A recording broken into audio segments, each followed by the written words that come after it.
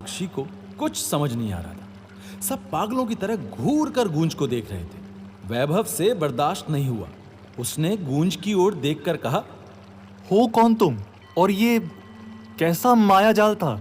और क्या किया तुमने हमारे साथ? मैंने तो कुछ भी नहीं किया। दरअसल मेरी आवाज ही कुछ खास है, मेरे मोहन की बांसुरी की धुन की तरह।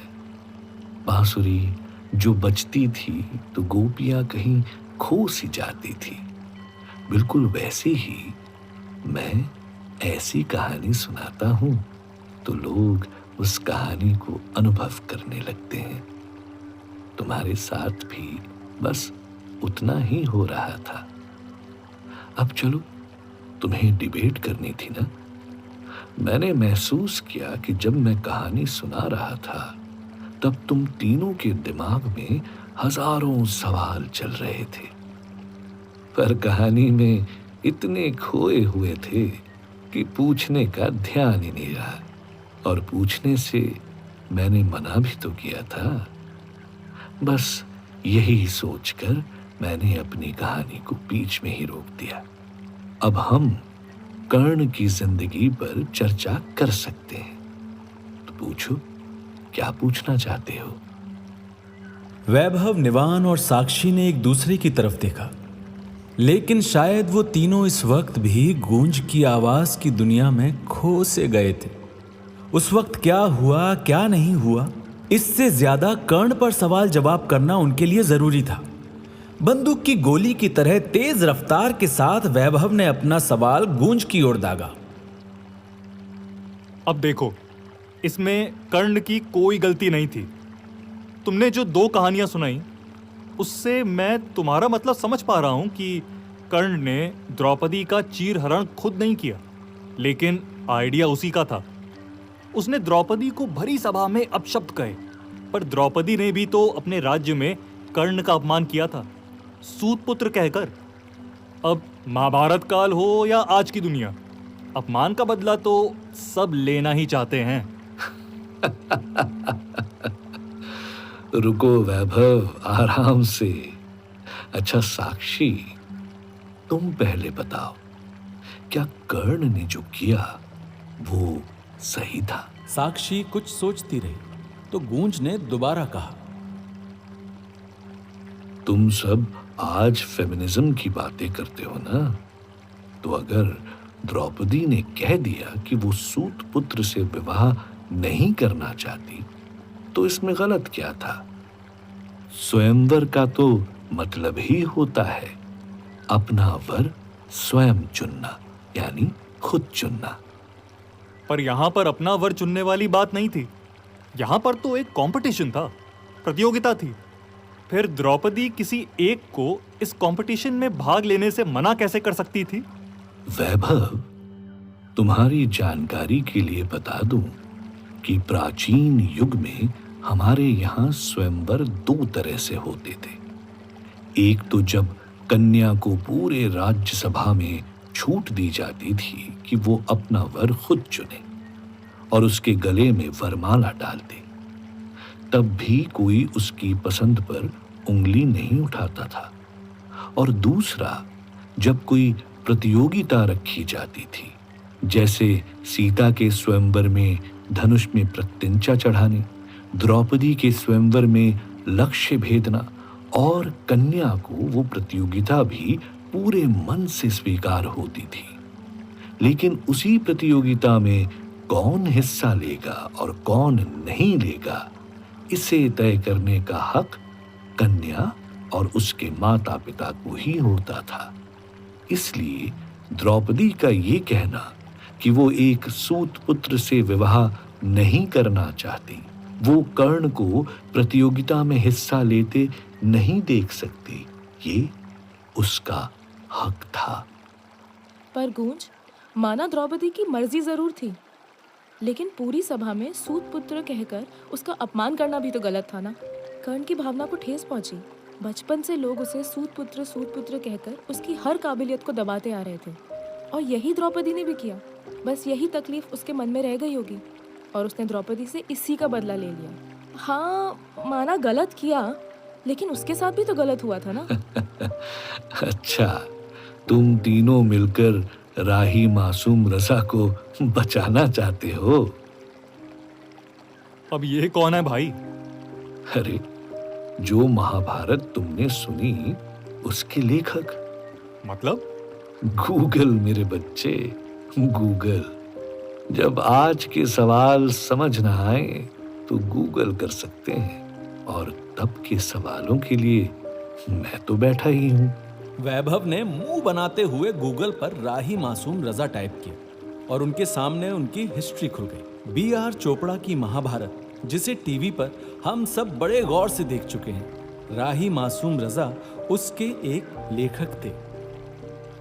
तो तुम कहना चाहते हो कि B.R. चोपड़ा की महाभारत ने सूत पुत्र शब्द को ज्यादा कमजोर बनाकर पेश कर दिया। इसकी कहानी भी कुछ और ही है, राइट? बिल्कुल। अच्छा, जो भी हो, सूत पुत्र से आखिर तुम समझते क्या हो? क्या मतलब है इस शब्द का? इस बार तपाक से निवान बोल पड़ा। वर्ण व्यवस्था की सबसे नीची जाति, जिसे शायद आज शूद्र कहा जाता है, शायद वैसे ही कोई लोअर कास्ट रहा होगा। इसीलिए इस तरह से संबोधित किए जाने पर वो अपमानित महसूस करता था, और दुर्योधन ने उसकी जाति व्यवस्था को नकारते हुए हमेशा उसे अपने दोस्त की तरह अपने बराबर बिठाया। इसीलिए उसने दुर्योधन का साथ दिया, भले ही कर्ण जानता था कि दुर्योधन गलत है। नहीं निवान, इतना नीचे नहीं, और शूद्र से मतलब नहीं था। एक्चुअली उस वक्त जो सारथी हुआ करते थे उन्हें सूत पुत्र कहा जाता था। रथ हाँकने वाले तो एक तरीके से राजा के सेवक ही थे, बस इसलिए वो अपमानित महसूस करता था, जबकि जन्म से तो वो क्षत्रिय था। अच्छा, सोच कर देखो कि अगर सारथी का पद इतना कमजोर होता तो क्या युग पुरुष श्री कृष्ण को अर्जुन अपना सारथी बनाते? और क्या धर्मराज युधिष्ठिर जैसे महाज्ञानी अर्जुन और श्री कृष्ण का विरोध नहीं करते? विदुर कुछ ना कहते? हाँ, बोलो। हम हार गए। अच्छा, अब तुम ही बोलो। क्यों साक्षी, क्या निवान और वैभव जो कह रहे हैं उससे तुम भी सहमत हो? साक्षी ने हाँ में सर हिला दिया। गूंज के चेहरे पर एक मुस्कुराहट खिल गई, ऐसी मुस्कुराहट जो साफ साफ लफ्जों में कह रही थी कि तुम तीनों गलत हो। तीनों भौचक्के उसे देख रहे थे। तीनों को इंतजार था कि अब गूंज ऐसा क्या कहेगा कि वो तीनों चौंक जाएंगे। तो डिजिटल युग के मेरे महारथियों, B.R. चोपड़ा का महाभारत दिनकर जी की रश्मि रथी और एक बेहद खूबसूरत मराठी रचना राधे और मृत्युंजय को पढ़कर तुमने कर्ण का जिस तरह से कैरेक्टराइजेशन किया है ना, वही गलत है। और एहसान मेरा कि अब मैं तुम्हारी लैंग्वेज में बात कर रहा हूं, तो तुम्हें समझने में दिक्कत भी नहीं होगी, ठीक है ना? फिर कर्ण की असली कहानी क्या है, तुम ही बता दो। समझाता हूं। महाभारत पढ़नी है तो हमें वेद व्यास के ग्रंथ से पढ़नी चाहिए। शिक्षा लेनी है तो हमें टेलीविजन, यूट्यूब या किसी फिक्शन स्टोरी से नहीं, बल्कि इतिहास से शिक्षा लेनी चाहिए। और महाभारत हर एक सनातनी के लिए इतिहास है। तुम्हारी जानकारी के लिए बता दूं, महाभारत की कहानी आज के कर्ण की कहानी से काफी अलग है। कैसे? तो क्या कर्ण के साथ ज्यादती नहीं हुई? तुम कहना क्या चाहते हो? अब हमें कर्ण की पूरी कहानी साफ साफ लफ्जों में सुनाओ। व्यास जी ने लिखा है कि जब कुंती ने कन्या होने के डर से नन्हे से कर्ण को नदी में बहा दिया, उस बालक कर्ण को महान यशस्वी सूत पुत्र अधिरथ ने गोद लिया और अपनी पत्नी राधा को सौंप दिया। राधा ने भी उस बच्चे को अपना नाम दिया राधेय और उसका लालन पालन किया। वो गरीबी में पला बढ़ा नहीं था, अधिरथ, जिसने पिता बनकर कर्ण को पाला था, वो धृतराष्ट्र के बहुत अच्छे मित्र थे और धृतराष्ट्र के खास सारथी भी। ऐसे सारथी जिन्हें युद्ध कला का ज्ञान था। धृतराष्ट्र के कहने पर ही पांचों पांडवों और कौरवों के साथ भी कर्ण की शिक्षा दीक्षा सबसे पहले द्रोणाचार्य के आश्रम में हुई थी। ये जो अफवाह आज हमारे बीच फैली हुई है कि द्रोणाचार्य ने कर्ण को सूत पुत्र होने के नाते शिक्षा देने से मना कर दिया था, ये बहुत गलत बात है। द्रोणाचार्य कर्ण को भी अपना शिष्य बना चुके थे, पर कर्ण को खास तौर पर अर्जुन से ईर्ष्या थी। वो देख रहा था कि अर्जुन उससे ज्यादा तेज धनुर्धर बनता जा रहा है। इसीलिए कर्ण ने द्रोणाचार्य से कहा कि द्रोणाचार्य कर्ण को ब्रह्मास्त्र का ज्ञान दे। पर एक बालक को, वो भी ऐसे बालक को जिसके अंदर ईर्ष्या का भाव हो, ब्रह्मास्त्र का ज्ञान नहीं दिया जा सकता था। द्रोणाचार्य ने मना किया और इसीलिए कर्ण ने खुद द्रोणाचार्य का आश्रम छोड़ दिया और अपनी इच्छा से वो परशुराम को गुरु बनाने गए। परशुराम को उन्होंने धोखा दिया। कर्ण ने परशुराम को कहा कि वो एक ब्राह्मण है और परशुराम ने उन्हें ब्रह्मास्त्र का ज्ञान तो दिया, लेकिन जिस दिन परशुराम को ज्ञात हुआ कि कर्ण एक क्षत्रिय है, उस दिन उन्होंने कर्ण को श्राप भी दे दिया। इसीलिए कर्ण आखिरी युद्ध के समय अपने सारे मंत्र भूल गया और वो युद्ध में हार गया, बल्कि अर्जुन के हाथों मारा भी गया। इस बार वैभव के बजाय निवान और साक्षी ने सवालों की झड़ी लगा दी। ठीक है, तुम कह रहे हो तो द्रोणाचार्य ने कर्ण को शिक्षा देने से मना नहीं किया। वो गरीब भी नहीं था, उसे पढ़ने लिखने युद्ध कला सीखने की पूरी छूट दी गई थी, लेकिन फिर भी सूत पुत्र कहकर अपमानित तो वो बार बार हो रहा था और बस उसे यही बात चुभती होगी। वो अपनी किस्मत को कोसता रहा होगा। उसने अधर्म का साथ दिया। इस बारे में तुम क्या कहोगे? मैं तुम्हें सबसे पहले सूत पुत्र का मतलब बताता हूं। क्या तुम सब जानते हो कि महाभारत काल में जब पांडव अज्ञातवास में अपनी जिंदगी बिता रहे थे, उस वक्त राजा विराट, जिनके यहाँ द्रौपदी, पांडव सभी छिपकर काम कर रहे थे, राजा विराट का सेनापति कीचक भी एक सूत पुत्र ही था। कीचक राजा विराट की पत्नी का सगा भाई था।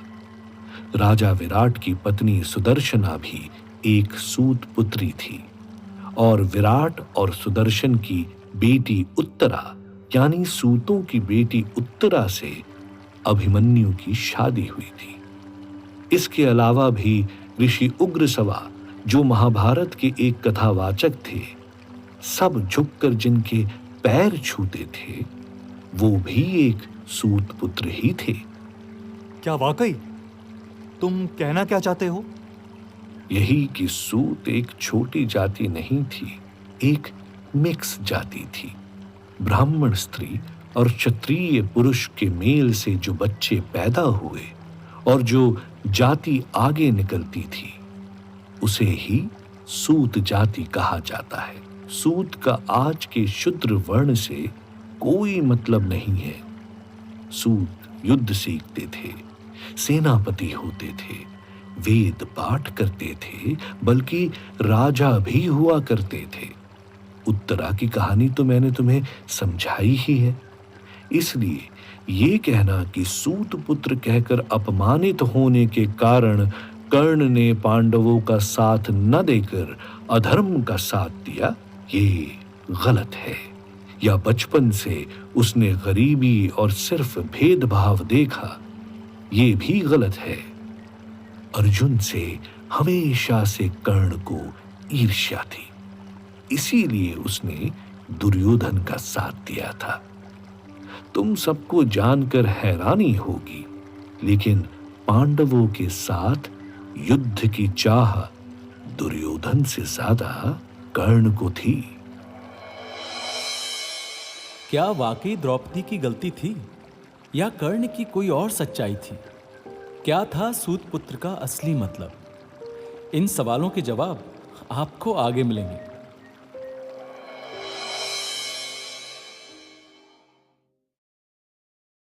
वैभव, निवान और साक्षी को यकीन नहीं हो रहा था।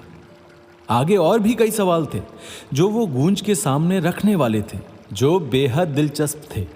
अगर सूत होने में कोई बुराई नहीं थी तो द्रौपदी ने कर्ण को मना क्यों किया? द्रौपदी ने कर्ण को स्वयंवर से बाहर क्यों किया? फिर वही बात, आज के युवा होकर तुम ऐसा सवाल कैसे पूछ सकते हो? हो सकता है द्रौपदी चाहती हो कि अर्जुन उसका पति हो। शायद द्रौपदी चाहती हो कि वो एक पूर्ण क्षत्रिय से विवाह करे। हम इस पर सवाल कैसे उठा सकते हैं?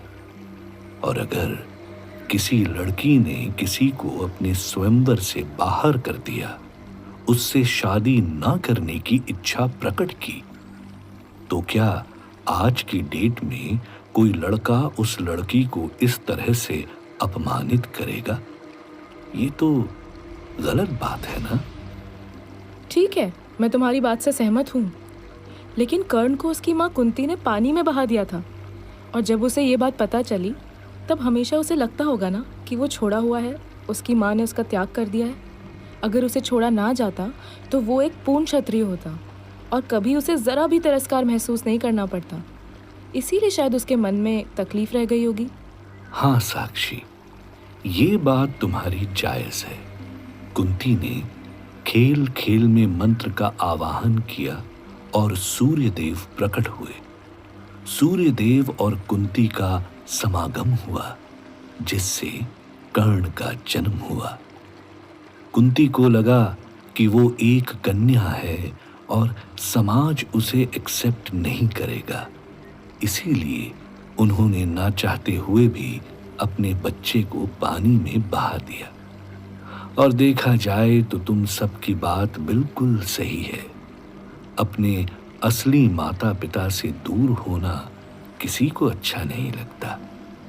तिरस्कार की भावना तकलीफ देती है, ये बात सही है। बचपन से कर्ण इस बात से दुखी रहा। उसे हमेशा से अपने असली माता पिता की तलाश थी। लेकिन क्या लेकिन? मैं, साक्षी और निवान भी तो यही कह रहे हैं। इसलिए कर्ण दोषी हो सकता है, पर पापी नहीं। अच्छा ठीक है, पर पहले कहानी का एक दूसरा पहलू भी तो समझो, फिर निर्णय लेना। कहो। कर्ण की असली माँ का नाम क्या था? कुंती। बिल्कुल, तो ध्यान से सुनो। जिस कुंती की बात हम कर रहे हैं, उस कुंती के पिता का नाम राजा शूरसेन था, जो यादव वंश के बहुत प्रतापी राजा थे। कुंती श्री कृष्ण के पिता वासुदेव जी की सगी बहन थी। लेकिन जब कुंती का जन्म हुआ तब कुंती का नाम कुंती नहीं, पृथा था, और इसीलिए कुंती के बेटे अर्जुन को पार्थ भी कहा जाता है। नन्ही सी पृथा को उनके पिता सूर्यसेन ने अपने भाई कुंती भोज को दे दिया, क्योंकि कुंती भोज की कोई संतान नहीं थी और कुंती भोज ने अपने यहाँ कुंती को पाला पोसा। इसीलिए पृथा का नाम आगे जाकर कुंती हो गया। सोच कर देखो, कर्ण की जिस माँ ने उसे बचपन में नदी में बहा दिया, उसी माता यानी कुंती को भी तो अपने माता पिता से दूर किसी और के यहाँ रहना ही पड़ा था। बचपन से कुंती को भी ये बात पता थी कि कुंती भोज की नहीं बल्कि सूर्यसेन की बेटी थी। इसीलिए भगवान श्री कृष्ण कुंती को बुआ कहते थे। पर कुंती ने कभी धर्म का मार्ग नहीं त्यागा। कुंती ने हमेशा सिर्फ धर्म के रास्ते पर आगे बढ़ने की कोशिश की। उन्हें राजपाट की भी लालसा नहीं थी। वो हमेशा अपने पुत्रों को युद्ध टालने को सिखाती थी। भीम के हर बार भड़कने पर वो भीम को शांत करवाने की कोशिश करती थी। अगर आपके साथ समाज में कुछ गलत हो रहा है तो इसका मतलब ये नहीं कि आप राक्षस बन जाएं। इसका मतलब ये नहीं कि आप समाज के हर पक्ष से बदला लें। ईर्ष्या, गुस्सा और जलन की भावना को अपने अंदर पनपने दें। तो भी आखिर कुंती एक राजा के घर में ही पली बड़ी, लेकिन कर्ण को तो अच्छा माना, ठीक है, कि शूद्र जाति में नहीं पर एक सारथी के घर में उन्हें रहना पड़ा, जबकि वो भी राजकुमारों की तरह जिंदगी जी सकते थे। बिल्कुल साक्षी। और गूंज, मुझे लगता है ना, इसलिए कर्ण नाराज रहता था। माना उसने गलत किया, पर उसका एक कारण था। जरा मेरी बात को गौर से सुनना। तुम्हें महाभारत में ही इसका जवाब मिल जाएगा। तुम तीनों सोच कर देखो, पांडवों का जन्म भी तो जंगल में हुआ। तो क्या पांडव वापस आते ही कौरवों के खिलाफ तलवार उठा लेते? याद रखना मेरे डिजिटल युग के महारथियों, धरती समस्याओं का घर है। जहां पैदा हुआ इंसान अगर बहुत सुखी हुआ तो फिर एडवेंचर की बात हम कैसे करेंगे? जिंदगी में ऊंच नीच, सुख दुख, धूप छांव, ये सब तो चलता रहता है। हमें अपने पराक्रम से अपनी जिंदगी को अपने अनुकूल बनाना चाहिए, न कि दूसरों की जिंदगी को नर्क बनाना चाहिए। हम अपने लिए मेहनत करके अपनी जिंदगी बदलने की कोशिश कर सकते हैं, लेकिन दूसरों की जिंदगी को तबाह करने की कोशिश कभी नहीं कर सकते। ये अधर्म है और अधर्म का साथ धर्म कभी नहीं देता। यही महाभारत की सीख है। निवान काफी देर से कुछ सोच रहा था। गूंज ने उसकी तरफ देखा तो उसने धीरे से पूछा, गूंज, काफी हद तक तुम सही कह रहे हो। सूत पुत्र होना कोई गाली नहीं थी। शायद इसीलिए जब दुर्योधन ने कर्ण को अंग देश का राजा बनाया तब भीष्म पितामह ने विरोध नहीं किया, धृतराष्ट्र ने विरोध नहीं किया। अगर वो शूद्र होता या बहुत नीची जाति का होता फिर उसे राजा नहीं बनाया जा सकता था। उस वक्त तो नहीं बनाया जाता क्योंकि उस समय भारत में वर्ण व्यवस्था, जाति व्यवस्था का बहुत ज्यादा महत्व था। लेकिन मैंने महाभारत की एक और कहानी सुनी है जिसमें जब युद्ध के समय दुर्योधन डिसाइड करता है कि उसकी ओर से कौन कौन लड़ेंगे, तब भीष्म पितामह ने मना कर दिया था कि वो कर्ण को अपनी सेना में शामिल नहीं करेंगे। इसीलिए कर्ण भीष्म पितामह के मरने तक युद्ध भूमि से बाहर रहा और जब वो चले गए तब उसने युद्ध भूमि में कदम रखा। इस बारे में तुम क्या कहोगे? यही कि महाभारत की कहानी धीरे धीरे एक मुंह से दूसरे मुंह आगे बढ़ते हुए काफी बदल सी गई है। और मैं जो तुम्हें बता रहा हूं वो व्यास रचित महाभारत में लिखा हुआ है। मैं व्यास जी के शब्दों को ही अपने शब्दों में कह रहा हूं। मैंने उसमें कोई बदलाव नहीं किया है। क्या सच में? खैर, हमने तो महाभारत ओरिजिनल पढ़ी नहीं है। अब तुम ही बता दो, व्यास जी इस संदर्भ में क्या लिखते हैं? तो बात कुछ ऐसी है, ध्यान से सुनना। भीष्म पितामह ने ये जरूर कहा था कि वो कर्ण को न तो रथी ना ही महारथी मानते हैं, यानी वो उसे एक पूर्ण योद्धा मानते ही नहीं। लेकिन उन्होंने इसके पीछे तर्क दिया था कि कर्ण के अंदर जलन की भावना बहुत तीव्र है, उसकी अपनी इच्छा पर लगाम नहीं है, उसकी जबान पर अपना कोई बस नहीं है। इसलिए वो युद्ध भूमि में भी गलती जरूर करेगा। और यही सोचकर भीष्म पितामह ने कर्ण को युद्ध क्षेत्र से बाहर रखने की बात कही थी। पर यह उनका अंतिम निर्णय नहीं था। दुर्योधन चाहता, धृतराष्ट्र चाहते तो कर्ण युद्ध में शामिल हो सकता था, लेकिन कर्ण ने जवाब में खुद कहा कि मैं वीरता का परिचय दूंगा और मेरा सारा श्रेय भीष्म पितामह ले जाएंगे। इसलिए भीष्म पितामह के जीते तक मैं युद्ध भूमि में कदम नहीं रखूंगा। ये कर्ण की अपनी प्रतिज्ञा थी, इसीलिए वो युद्ध क्षेत्र से बाहर रहा और भीष्म के मृत्युशैया पर लेटने के बाद कर्ण युद्ध के मैदान में उतरा। तो कुल मिलाकर इतनी सारी कहानियों में तुम यही कहना चाहते हो कि कर्ण के साथ कभी कोई भेदभाव नहीं हुआ। कर्ण की जलन की भावना ने उसे गलत बनने पर मजबूर किया। पर तुम तो ऐसे बात कर रहे हो जैसे सिर्फ कर्ण ही दोषी हो और इसमें परिस्थिति की कोई गलती ही ना हो। परिस्थितियों की गलती तो हमेशा होती है। परिस्थितियां कभी आपके अनुरूप नहीं होती।